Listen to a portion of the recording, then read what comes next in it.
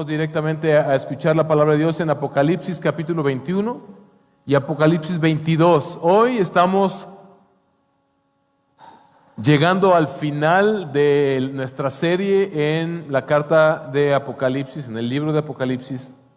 Y pues ha sido, no sé para cuántos ha sido de bendición, pero para mí ha sido una bendición tremenda poder profundizar más todavía en Apocalipsis. Se ha convertido en mi libro favorito de las Escrituras y definitivamente ha sido sumamente alentador, también ha sido sumamente retador.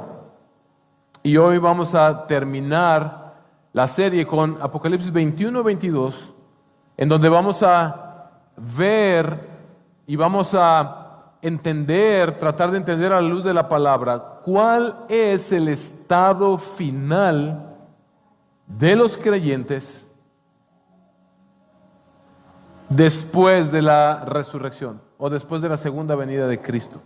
¿Cuál es el estado final? Y cuando digo final no me refiero a la muerte que sufrimos en esta vida, sino al estado final.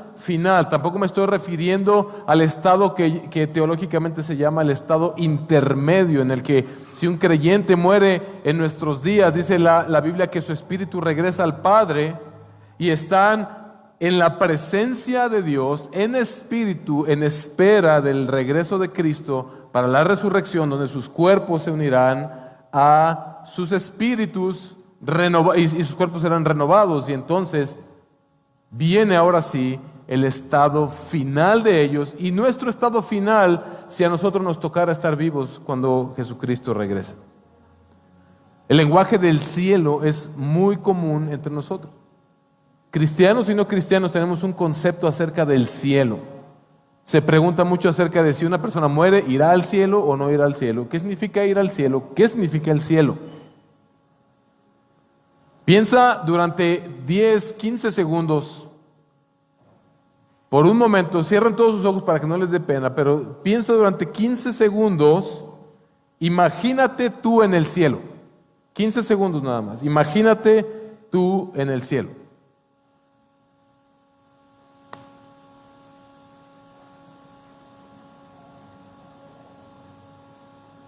¿Qué fue lo que imaginaste?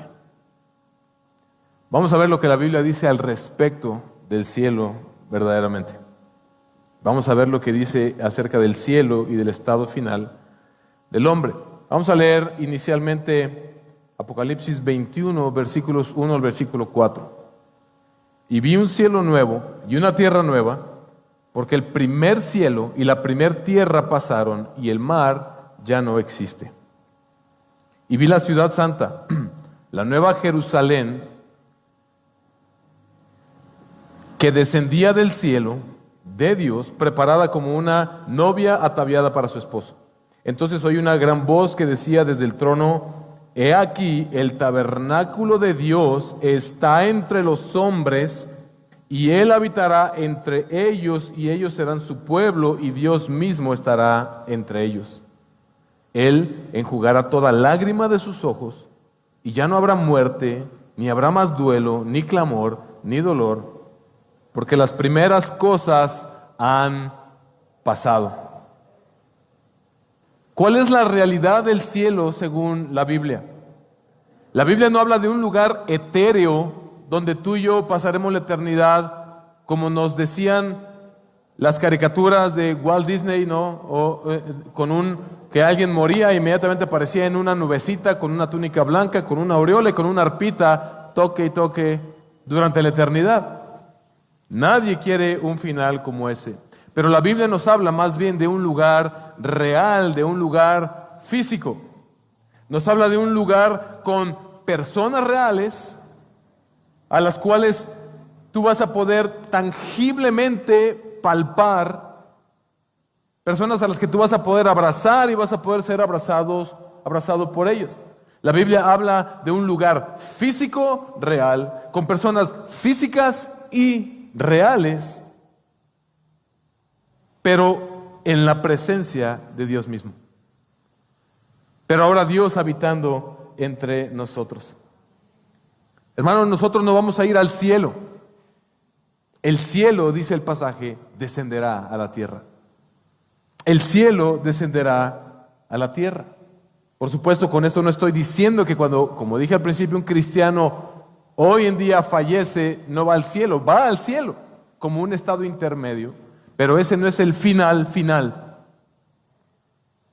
No hay una aniquilación, como muchos piensan, de la tierra por completo. No hay una aniquilación del universo por completo, sino la Biblia nos habla en términos de una renovación de todo lo que existe y de nosotros mismos por completo. Segunda de Pedro 3, capítulo 10 al versículo 13 dice: pero el día del Señor vendrá como ladrón, en el cual los cielos pasarán con gran estruendo y los elementos serán destruidos con fuego intenso, y la tierra y las obras que en ella hay serán quemadas. Puesto que todas estas cosas que han de ser destruidas de esta manera, ¿qué clase de personas no deben ser ustedes en santa conducta y piedad, esperando y apresurando la venida del día de Dios, en el cual los cielos serán destruidos por fuego y los elementos se fundirán con intenso calor?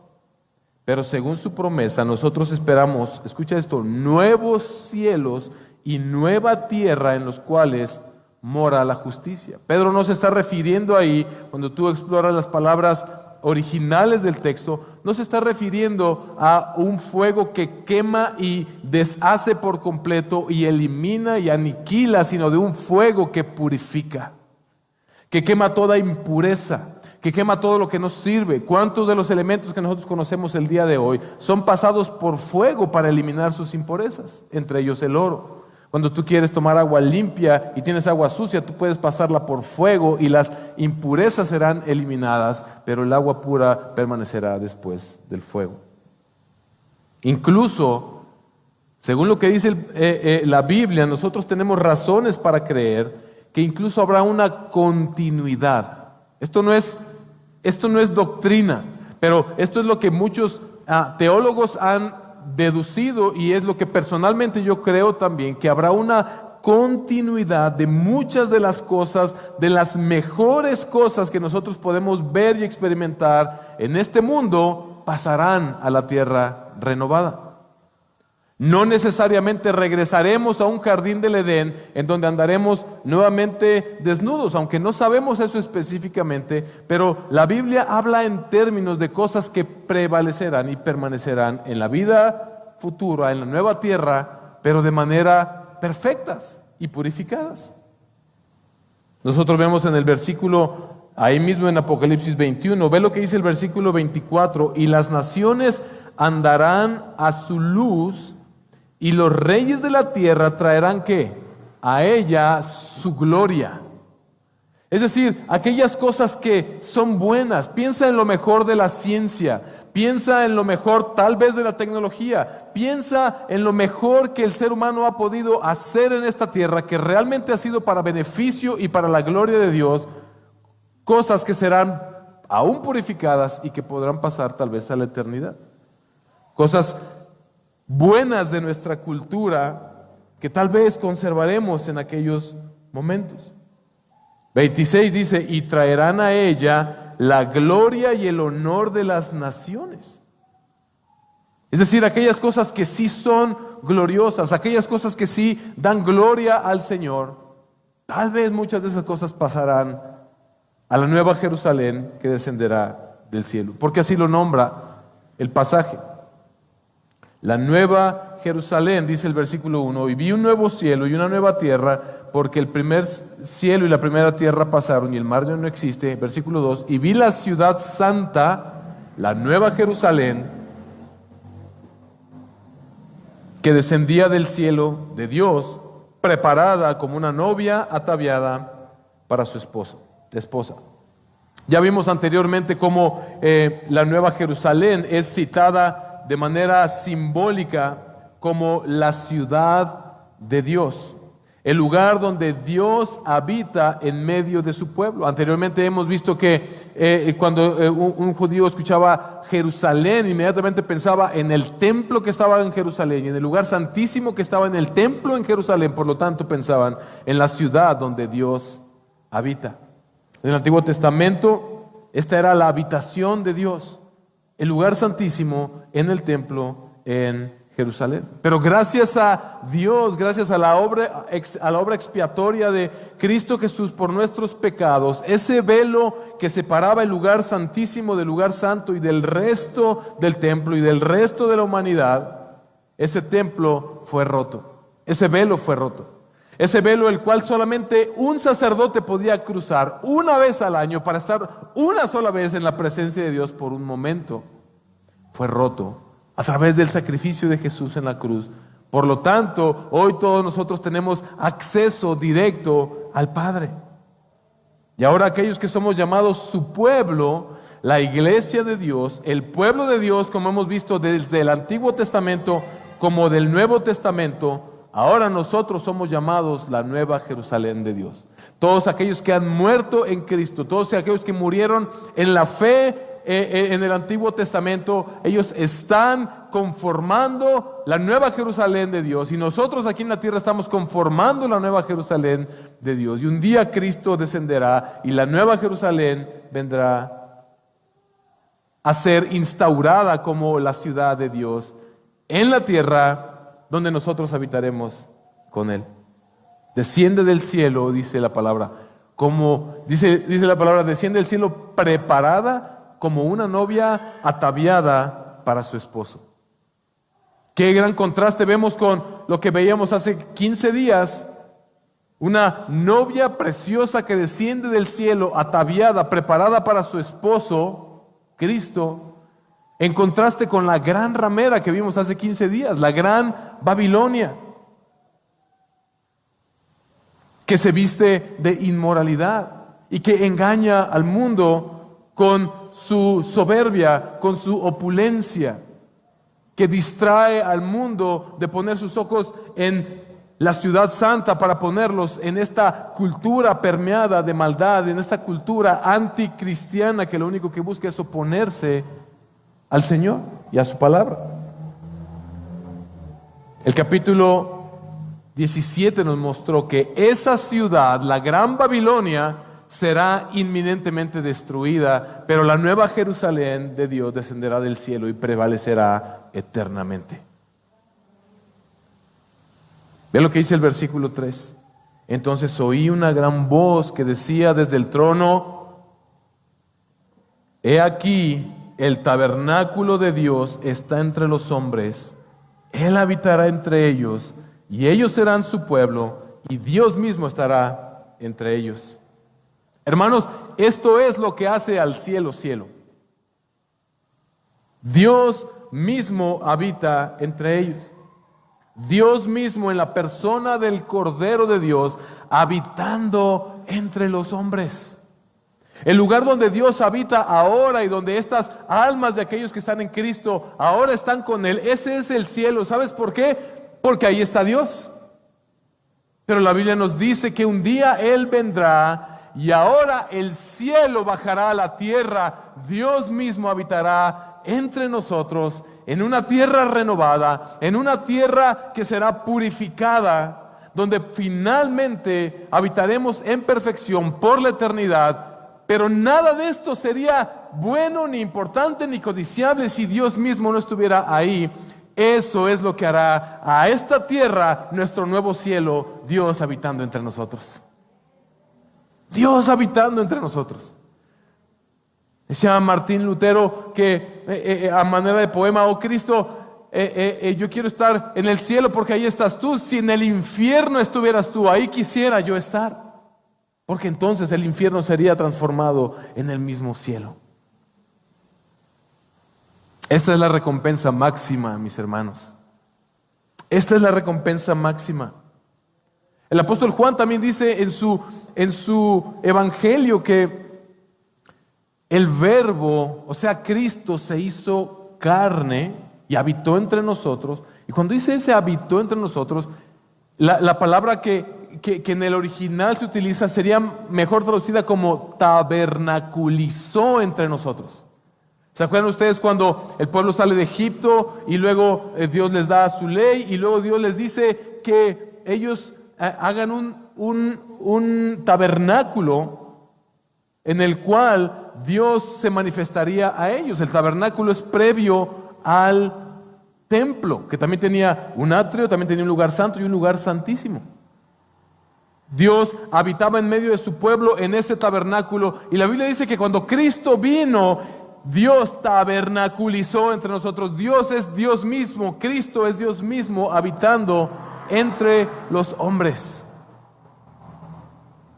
Ahora mismo, Cristo está a la diestra del Padre y el Espíritu Santo de Dios habita dentro de nosotros. Pero hermanos, vendrá el día, y no es que eso no sea suficiente, pero ¿sabes qué? Vendrá el día en que Cristo establecerá su reino definitivo en esta tierra, y entonces Él habitará personalmente, físicamente, en la persona de Cristo, entre nosotros, y nosotros, dice la Biblia, reinaremos con Él por la eternidad. Esta es la esperanza que tenemos. Por eso estás sentado hoy aquí en esta banca. Si no tuviéramos esta esperanza, si simplemente fuéramos una religión más que te ayuda a más o menos sobarte la espalda, que ayuda más o menos como a aliviar un poquito tu depresión, y mira, nada de esto tendría sentido. Pero Dios ha prometido una tierra nueva, el cielo nuevo en la tierra donde Él habitará con nosotros por la eternidad. Físicamente. El versículo 4 dice lo que acontecerá o lo que no acontecerá en esa tierra. Él enjugará toda lágrima de sus ojos, y ya no habrá muerte, ni habrá más duelo, ni clamor, ni dolor, porque las primeras cosas han pasado. ¿Puedes imaginar esto? Ayer hablaba con los jóvenes precisamente del mismo tema. Terminamos ayer el Catecismo de la Nueva Ciudad, revisado por Tim Keller, y terminábamos justo con el mismo pasaje, el mismo tema, y les dije qué increíble cómo Dios provee de estos momentos. A mí me sirvió mucho poder platicar con ellos ayer, escucharlos a los adolescentes acerca de lo que ellos pensaban acerca de esto. Y hablábamos de esto. ¿Puedes tú imaginar ahora esta vida en la que tu ser internamente, la vida que tu ser siempre ha anhelado? Eso que dentro de ti te mantiene insatisfecho sin importar cuánto logres, cuánto obtengas, con quién te cases, qué experiencias vivas. Siempre hay algo que nos deja insatisfechos. Nuestras almas no están completas. De este lado de la eternidad no podemos encontrar, como dicen los Rolling Stones, I can get no satisfaction.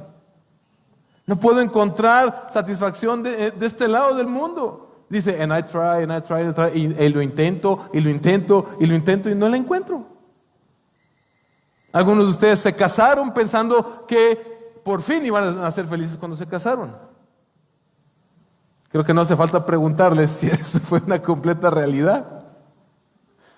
Algunos de ustedes estudiaron una carrera porque pensaron que finalmente iban a estar completamente satisfechos. Algunos de ustedes buscaron un trabajo porque pensaron que si obtenían ese trabajo iban a estar completamente satisfechos. Algunos de ustedes quisieron lograr ciertas cosas materiales en la vida, lo cual no es malo, obtener una casa, obtener ciertas cosas, pensando que eso finalmente traería satisfacción a nuestras vidas, y nada de eso satisface verdaderamente nuestras vidas.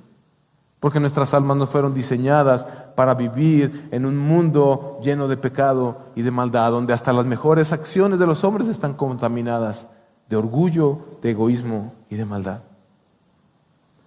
Pero en ese día y por la eternidad no habrá, escucha esto, no habrá más muerte. ¿Has llorado la pérdida de un ser querido? ¿Has sufrido temor a la muerte? ¿Has sufrido la pérdida de aquellos que amabas? Déjame decirte, en aquel lugar no experimentaremos más eso. No habrá más llanto. No habrá más llanto. No lloraremos más. Dios mismo secará cada una de las lágrimas que tú has derramado en esta tierra. No habrá más tristeza. Si no hay muerte, si no hay enfermedad, ¿por qué habríamos de estar tristes? Si no hay pecado ya en ese lugar, ya somos ahora como Cristo y si ya no tengo yo la capacidad de dañarte a ti, mi prójimo, y tú ya no tienes la capacidad de dañar a otros ni de ser dañado por otros, la tristeza simplemente se va. No hay enfermedad, por lo tanto no hay dolor. No hay muerte, no hay tristeza, por lo tanto no hay dolor interno, no hay dolor en el alma. No hay angustia. El versículo 1 dice que el mar ya no existe. Al final del versículo 1 dice, y el mar ya no existe. Y esto no debemos tomarlo de manera literal, sino que acuérdate que en el lenguaje simbólico de Apocalipsis, cuando tú hablabas en la antigüedad, en la cultura hebrea, en el lenguaje judío, y no solamente judío, sino que muchas culturas interpretaban el mar como un símbolo de inestabilidad, como un símbolo de algo tan grande pero tan inestable al cual muchos temían. Porque tú te subías a un barco en aquella época y te hacías a la mar y no sabías si ibas a regresar. Las tormentas, la oscuridad que representaban ese mar y la soledad traían cierta angustia a los corazones. Y dice Juan, en ese lugar ya no habrá un mar que te pueda asustar. Piensa en el mar de cosas que a ti y a mí nos angustian el día de hoy. Piensa aún en las cosas buenas que has logrado en tu vida, pero que no hacen otra cosa más que traer otra angustia a tu vida. Ni bien logras algo bueno y está la angustia de que lo puedas perder, de que te lo puedan quitar, de que te lo puedan robar, de que te puedan decepcionar, de que te puedan lastimar otra vez. Pero en ese día no habrá más llanto, no habrá más tristeza, no habrá más dolor, no habrá más angustia. Imagina tu vida finalmente plena.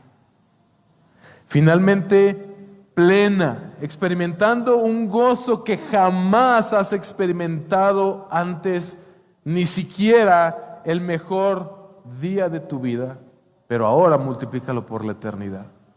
Piensa en ese día que fue el mejor día de tu vida. Piensa en ese día que tú dices, ese día lo repetirías 100 veces. Yo ayer les decía a mis hijos, y no es que sea el mejor día de mi vida, pero tengo muy presente, el año pasado con mi familia pudimos hacer un viaje a la Huasteca Potosina, y hicimos un viaje por el río en unas balsas, y luego nos dejaban en lugares donde estaba muy amplio, y nos dejaban bajarnos y sumergirnos en esa agua, un calor tremendo y un agua tan fría y tan deliciosa, y yo estaba olvidado de vender garras aquí en Moroleón, de atender preocupaciones y cosas. Yo estaba feliz, yo no quería salir de esa agua. Yo no quería que se acabara ese día. Yo quiero regresar ahí.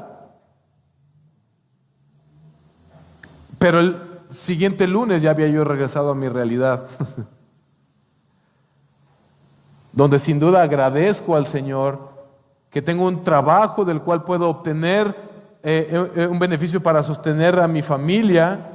Es una bendición del Señor, pero déjame decirte, hasta ese trabajo me causa aflicciones. Y a ti también. Pero en ese día experimentaremos un gozo tal como no lo has experimentado antes, pero no será momentáneo. Será eterno. Será eterno, sin angustia, sin enfermedad. Imagínate tu vida sin más, escucha esto, sin más culpa. Esa culpa que te persigue, esa culpa que Satanás utiliza para traer condenación sobre tu vida, desaparecerá.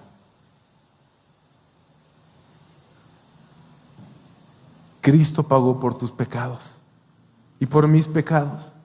Y dice que Él se ha olvidado de todo lo que nosotros hicimos. Que ha arrojado nuestros pecados, los ha encerrado en el fondo del abismo, en el fondo del mar, y que Él no se acuerda más de ellos, pero tú y yo los recordamos constantemente.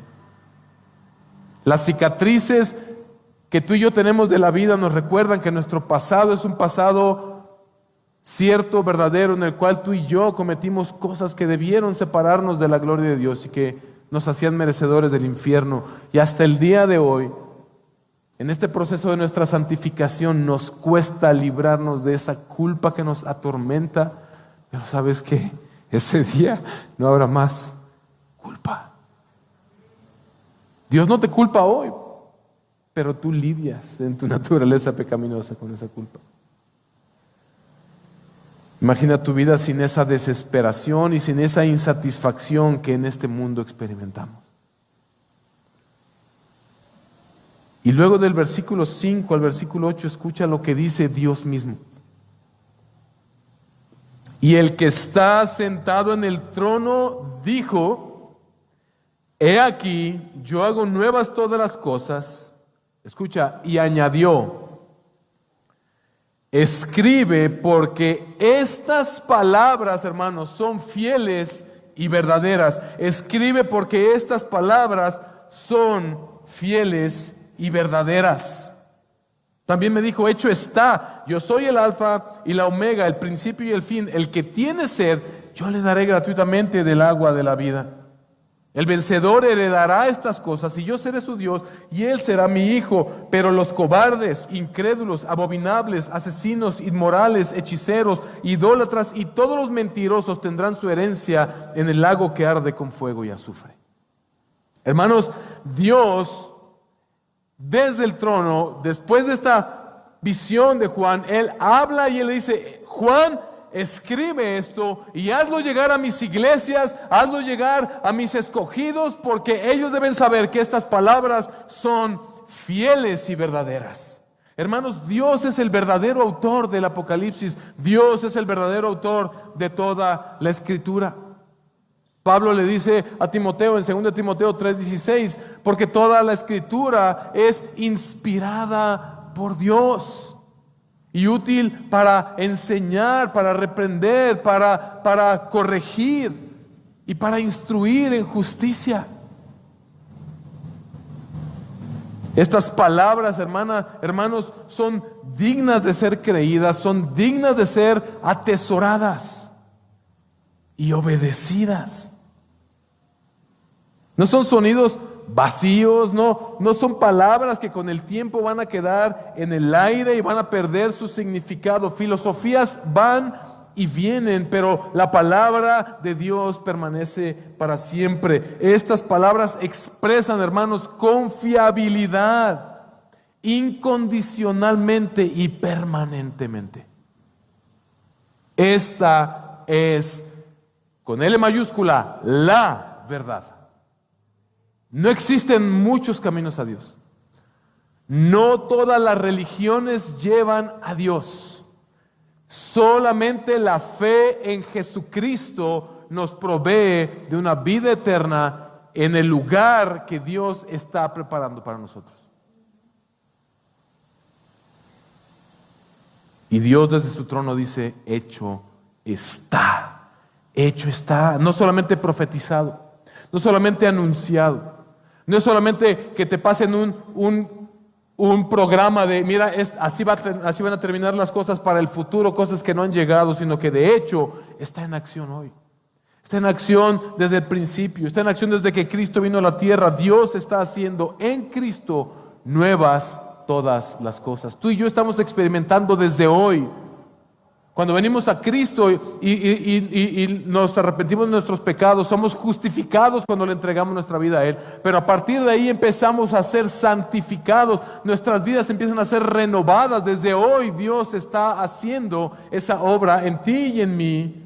Y la creación, dice Romanos 8, gime a la espera de la final redención de los santos, porque también la creación será liberada de su maldición. 2 Corintios 5, 17 dice: de modo que si alguno está en Cristo, nueva criatura es.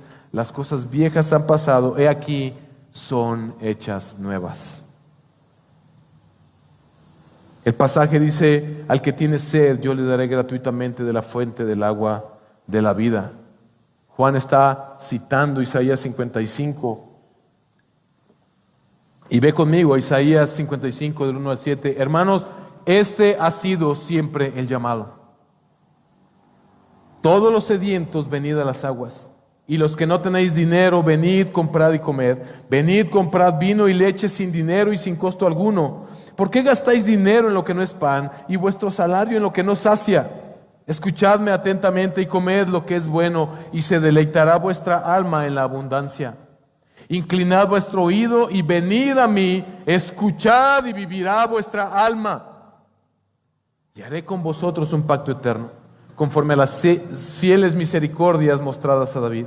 He aquí, lo he puesto por testigo a los pueblos, por guía y jefe de las naciones. He aquí, llamarás a una nación que no conocías, y una nación que no te conocía correrá a ti a causa del Señor tu Dios, el Santo de Israel, porque Él te ha glorificado. Escucha esto: buscad al Señor mientras puede ser hallado. Llamadle en tanto que está cerca. Abandone el impío su camino y el hombre inicuo sus pensamientos, y vuélvanse al Señor, que tendrá de él compasión. Y vuélvase al Señor, que tendrá de él compasión. Vuélvase al Dios nuestro, que será amplio en perdonar. Algunos dicen, pero han pasado más de 2000 años y no se ha cumplido su promesa. Pedro dice en 2 de Pedro 3:9, el Señor no se tarda en cumplir su promesa, según algunos entienden la tardanza, sino que es paciente para con vosotros. Escucha esto: no queriendo que nadie perezca, sino que todos vengan al arrepentimiento. La palabra habla en términos de vencedores y perdedores.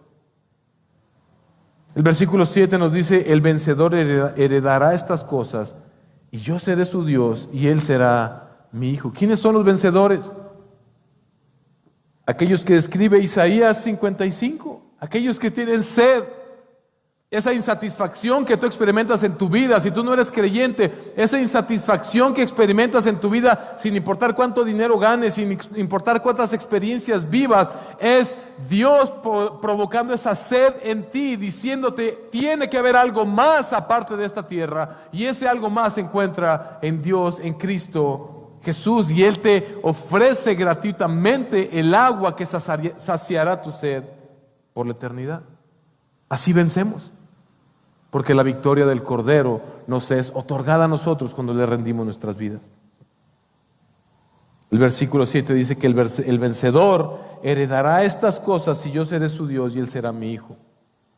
Este versículo nos habla de dos partes, una promesa y una alusión al Mesías que es aplicada a los creyentes. Vemos que este verbo heredar se encuentra solamente aquí en Apocalipsis, y doctrinalmente armoniza muy bien con las enseñanzas de Pablo. Por ejemplo, si tú ves en Romanos 8:17, cuando él dice, y si somos hijos, somos herederos, herederos de Dios y coherederos con Cristo. Lo mismo dice en Gálatas 3:29 y 4:7, en Efesios 3:6. Lo puedes ver después en tu casa. Pero hermanos, como seguidores de Cristo, nosotros también somos, dice la palabra, herederos. Herederos de todas las bendiciones que en ese cielo nuevo y en esa tierra nueva nos esperan. Para nosotros, este vínculo entre ser hijos de Dios y ser herederos de Dios no se puede separar. Mientras que Jesús es el único Hijo de Dios, nosotros somos hijos e hijas adoptados en la familia de Dios. Mientras que Jesús hereda todas las cosas, como dice Hebreos 1:2, nosotros somos coherederos juntamente con Él de sus bendiciones. Compartimos todas las bendiciones de Cristo con Él. Las heredamos juntamente con Él. Sin embargo, el versículo 8 hace este llamado. Pero los cobardes, incrédulos, abominables, asesinos, inmorales, hechiceros, idólatras y todos los mentirosos tendrán su herencia, que es en el lago que arde con fuego y azufre, que es la muerte segunda. Date cuenta cómo la cobardía. ¿Cuál cobardía? La cobardía para no dejar al mundo atrás, para no dejar el qué dirán atrás y seguir y venir a Cristo. La incredulidad de no creer en el Señor Jesucristo, de negarte a creer y rendirle tu vida. La idolatría, vivir en una religión idólatra, donde no solamente se idolatran santos, donde no solamente se idolatran cosas materiales, sino que también se idolatran personalidades de este mundo, estilos de vida, cosas materiales, etcétera, etcétera. Date cuenta que los idólatras y los mentirosos están en esta misma lista juntamente con los asesinos, con los abominables, con los hechiceros.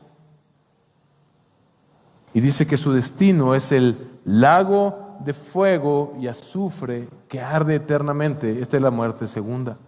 Vemos este contraste entre pasar la eternidad en la tierra nueva, en la presencia de Dios, o pasar la eternidad en un lago de fuego que arde con azufre.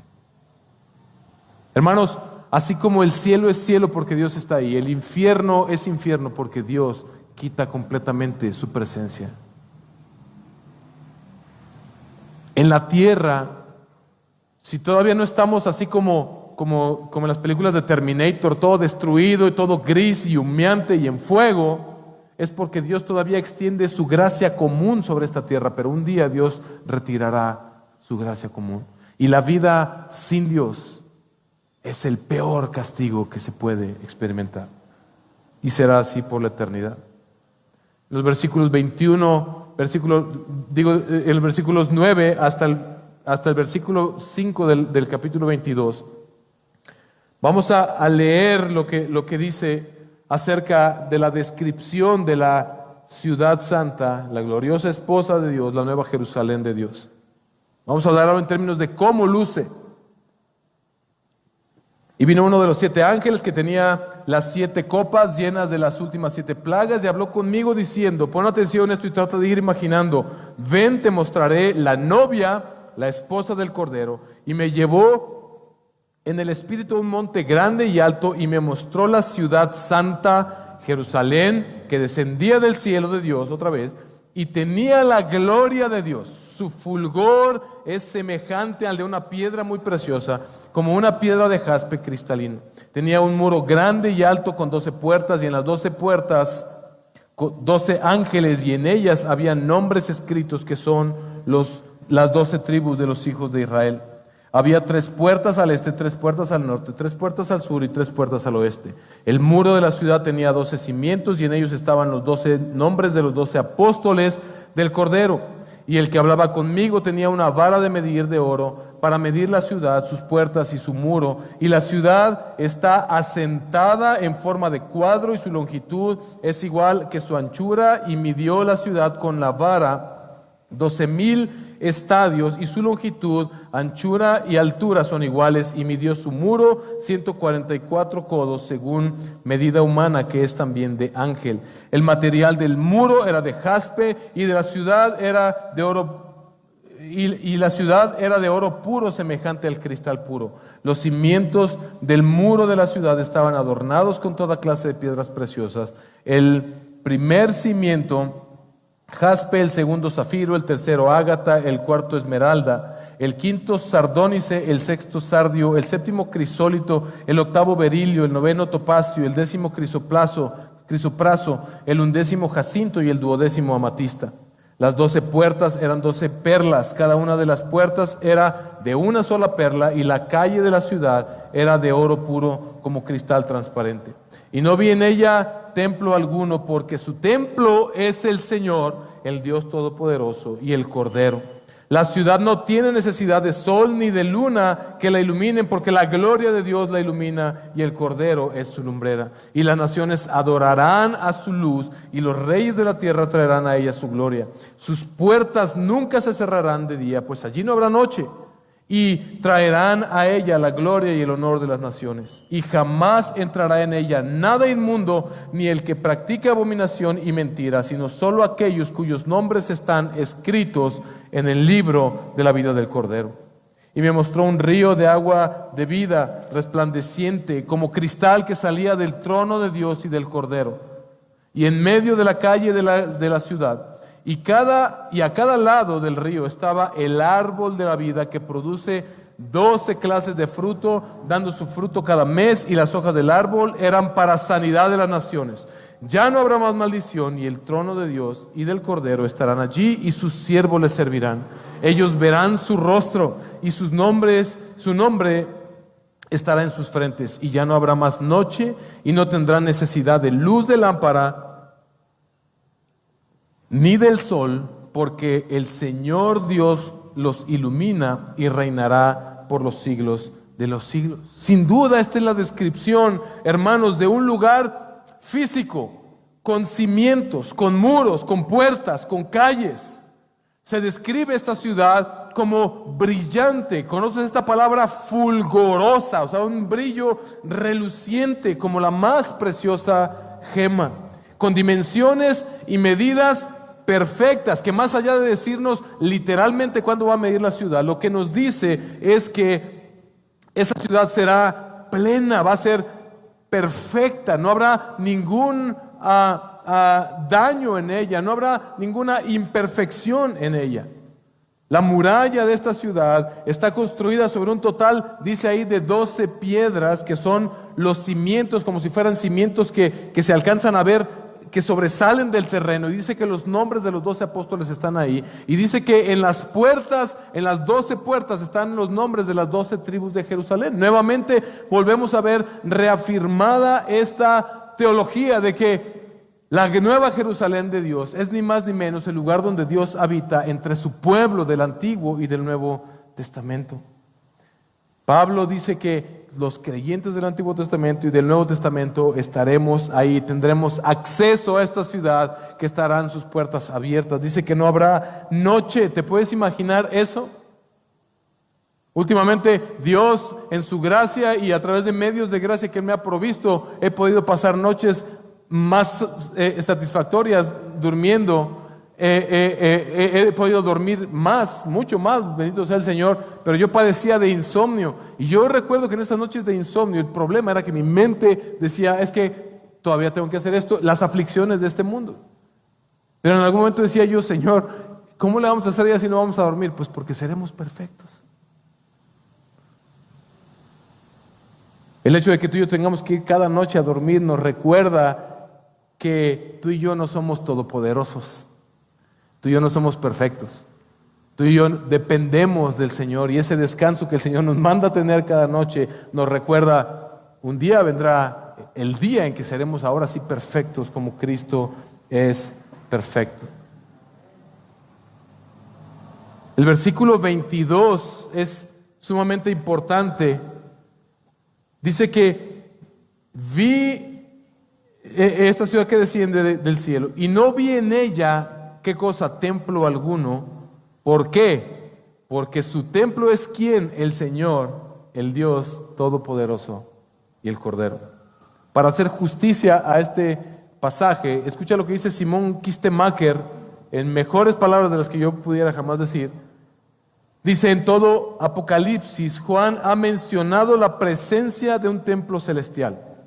47 repetidas veces describió el templo como el lugar mismo donde Dios mora. Pero ahora Dios sitúa su residencia en la Nueva Jerusalén. Juan escribe que la ciudad santa misma se ha convertido en el templo. El lugar santísimo en el templo de Salomón fue construido en forma de cubo. Primera de Reyes 6:20 nos dice esto. Ahora la ciudad santa misma es un cubo donde Dios mora y al que llena por completo con su presencia sagrada. Los santos en esta ciudad nunca estarán fuera de su presencia, porque Dios nunca se aparta de su pueblo. Tienen acceso inmediato y directo a Él, y no necesitan, escucha esto, no necesitan a Cristo ya como intermediario. ¿Por qué? Porque ahora el papel mediador de Cristo como el Cordero ya llegó a su fin, porque ahora Cristo funge como esposo en una relación matrimonial con su pueblo. El versículo 23 nos dice que la luz, la fuente de luz de ese lugar es Dios mismo y el Cordero. Esta luz divina que opaca cualquier otra luz. ¿Has visto estos videos o fotografías donde te muestran la luz del sol y la intensidad del calor del sol que nadie se puede acercar? Mira, eso ya no será necesario, dice la palabra de Dios. El sol y la luna que fueron creados, son parte de la creación y fueron creados para marcar el tiempo en este cosmos en el que tú y yo vivimos, ya no van a ser necesarios, porque acuérdate que en ese momento estaremos fuera del tiempo. La eternidad está fuera del tiempo. De ahí que entonces Juan escriba también más adelante en el versículo 25, ya no hay más noche. En el Antiguo Testamento había este mismo pensamiento, Zacarías 14:7 lo dice, lo puedes buscar después en tu casa. La luz de Dios irradia e ilumina por completo esta ciudad donde Él habita en medio de su pueblo. Ve lo que dice el versículo 24 al 26, y las naciones andarán a su luz, y los reyes de la tierra traerán a ella su gloria. Sus puertas nunca se cerrarán, sus puertas nunca se cerrarán de día, pues allí no habrá noche. Y traerán a ella la gloria y el honor de las naciones. Y jamás entrará en ella nada inmundo, ni el que practica abominación y mentira, sino solo aquellos cuyos nombres están escritos en el libro de la vida del Cordero. Hermanos, esto es algo que nosotros debemos entender. Y si tú no estás en Cristo y me estás escuchando, es falso que todo mundo va al cielo. Es falso que todas aquellas personas que fallecen pueden llegar al cielo.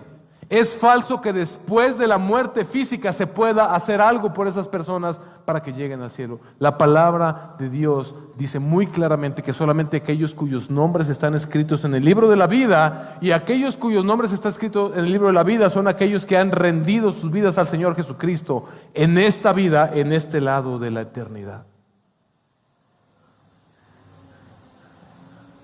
Mientras que los versículos anteriores vienen revelando esta vida de los justos, de los que han sido justificados por Cristo en la nueva Jerusalén, en la gloria de la nueva Jerusalén.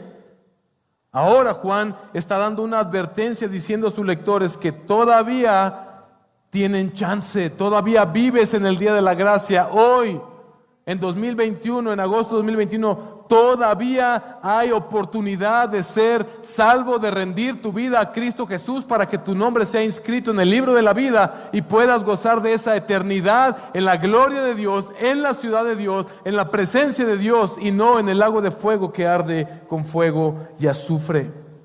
Cuando llegue la consumación, cuando Cristo regrese, ya no habrá más oportunidad para arrepentirse y ser aceptado en el cielo.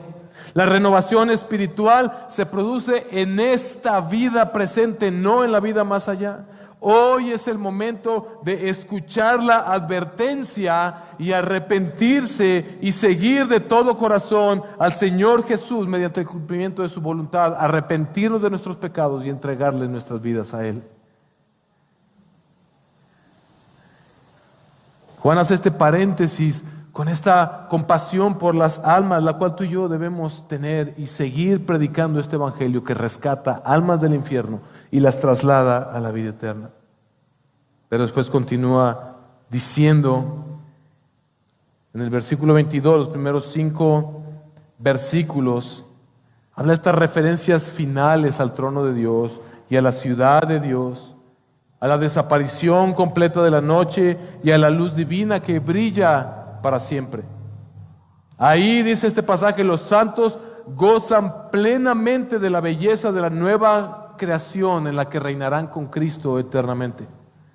Hermanos, esta descripción de los versículos 1 al 5 del capítulo 22 que ya leímos es un cuadro del nuevo jardín del Edén. De esto se trata todo. ¿Cómo comienza la revelación de Dios en las Escrituras? En el principio creó Dios los cielos y la tierra, y Génesis 1 y 2 nos muestra cómo Dios hizo todo perfecto y Dios habitaba con el hombre en el huerto del Edén. Pero Génesis 3 nos recuerda la caída del hombre. Toda la humanidad caímos a una con el pecado de Adán y Eva. Y todo lo que sucede entre ese momento y el regreso del Señor Jesucristo para establecer la nueva Jerusalén es la restauración. Estábamos aquí, caímos y estamos esperando la restauración de las cosas nuevas. Apocalipsis, en este fragmento de la palabra, habla en los mismos términos de Génesis. Habla de un jardín renovado, con un árbol de la vida.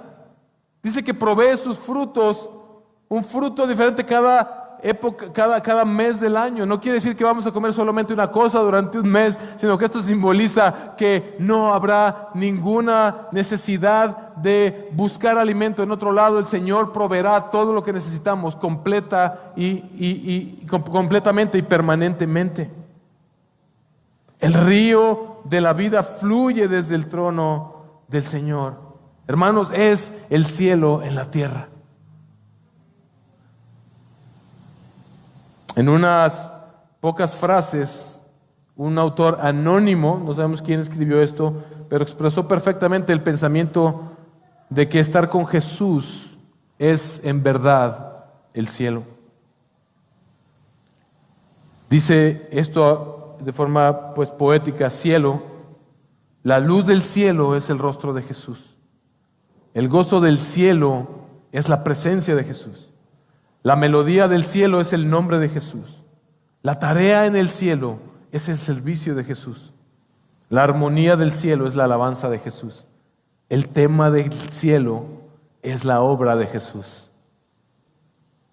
El mismo apóstol Pablo lo dice de esta manera en 2 Corintios 5:8. Así que nos mantenemos confiados y preferiríamos ausentarnos de este cuerpo y vivir junto al Señor Jesucristo.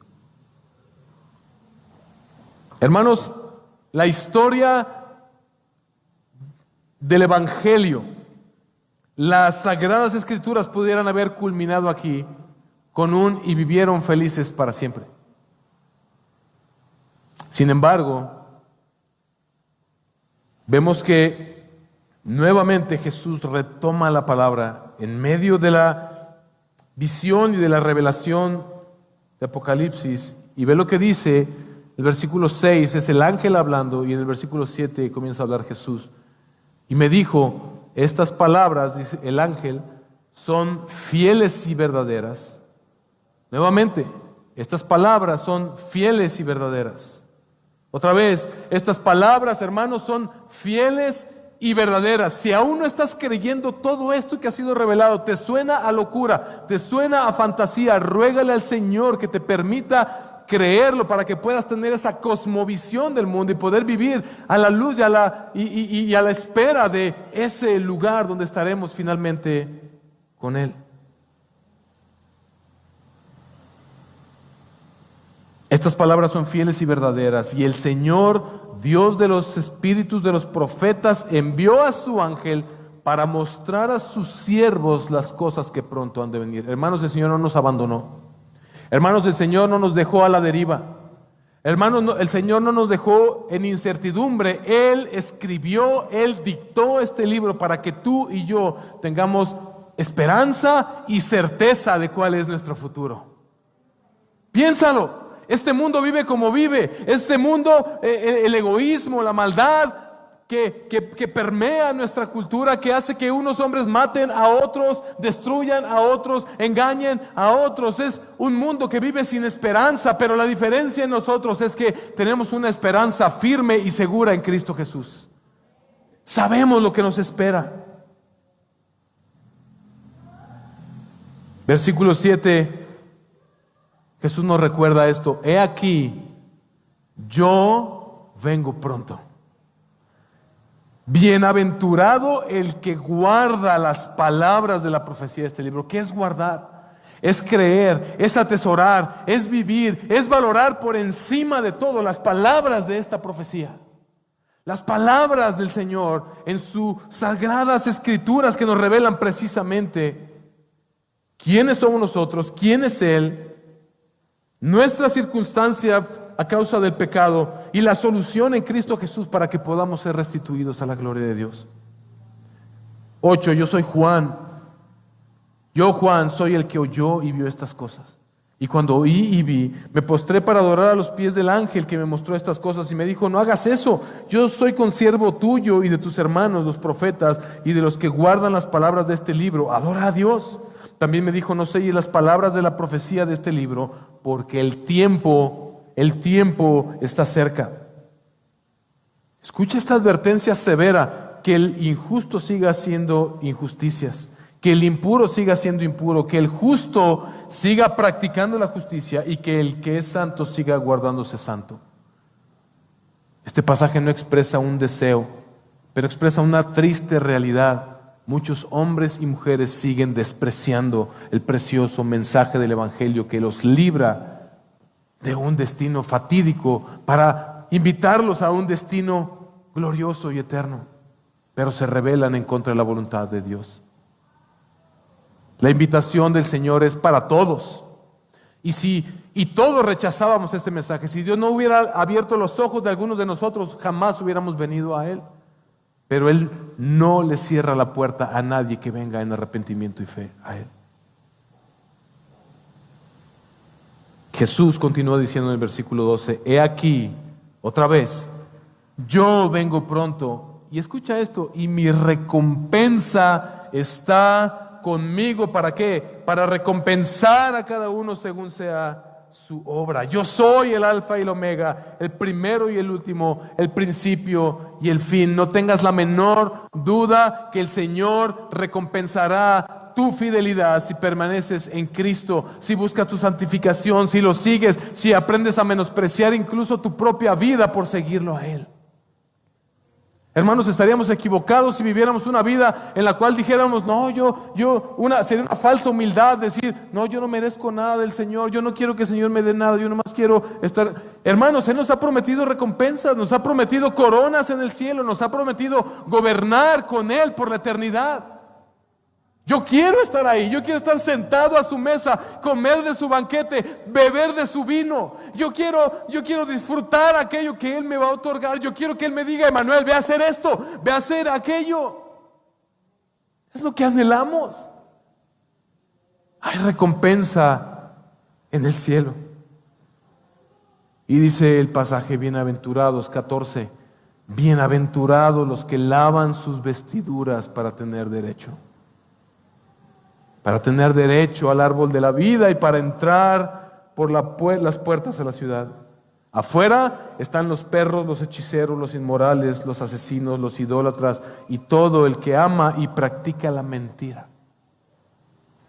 No quiere decir que afuera de la gran ciudad estarán estos hombres como estas películas de zombies que quieren entrar, sino que lo que nos está diciendo aquí es que cuando este reino sea instaurado, cuando Cristo regrese por segunda ocasión, ya no habrá más oportunidad.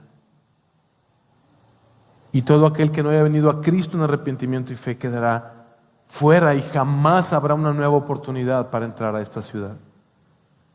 Yo, Jesús, he enviado a mi ángel a fin de daros testimonio de estas cosas para las iglesias. ¿Recuerdas cómo comenzó Apocalipsis? Con las 7 cartas a las iglesias que estaban siendo perseguidas, que estaban siendo atribuladas, que estaban siendo algunos de ellos tentados a abandonar su fe para ir persiguiendo doctrinas falsas. Dios no se olvida de su iglesia. Dios envió a su ángel a decirnos: este es el futuro que les espera, permanezcan firmes. Bienaventurado el que lave sus ropas para ser digno de recibir del árbol de la vida y entrar a esta ciudad. Yo, Jesús, he enviado a mi ángel a fin de daros testimonio de estas cosas para las iglesias. Yo soy la raíz y la descendencia de David, el lucero resplandeciente de la mañana. Yo soy el Mesías prometido. Estas palabras son fieles y verdaderas. Hermano, tú y yo solamente podemos rendir nuestras vidas ante tan preciosa profecía. El Espíritu y la esposa. ¿Quién es la esposa? Somos tú y yo. El Espíritu de Dios y la esposa. El Espíritu de Dios que habita en nosotros, brinca por dentro, se emociona, nos mueve a gritar y a decir: ven. Y el que oye diga: ven. Y el que tiene sed, venga, y el que desee, tome gratuitamente del agua de la vida. Hay salvación en Cristo Jesús. Yo testifico a todos los que oyen las palabras de la profecía de este libro. Y viene esta advertencia terrible. Si alguno añade a ellas, Dios traerá sobre él las plagas que están escritas en este libro. Y si alguno quita de las palabras del libro de esta profecía, Dios quitará su parte del árbol de la vida y de la ciudad santa descritos en este libro. Por supuesto, esto no se refiere a que si tú estás en tu grupo de discipulado memorizando tus versículos y un día se te olvida pronunciar una coma o un acento, Dios te va a castigar. Pero esto se refiere a todos aquellos falsos profetas que hoy mismo, a esta misma hora, están en púlpitos engañando a las personas, diciéndoles un falso evangelio. Aquellos hombres perversos que en redes sociales están endulzando el oído de las personas, predicándoles un falso evangelio antropocéntrico, es decir, basado en los hombres y no en la gloria de Dios. Pero el que testifica de estas cosas, Cristo mismo dice: sí, vengo pronto. Amén. Ven, Señor Jesús. La gracia del Señor Jesús sea con todos. Amén. Señor.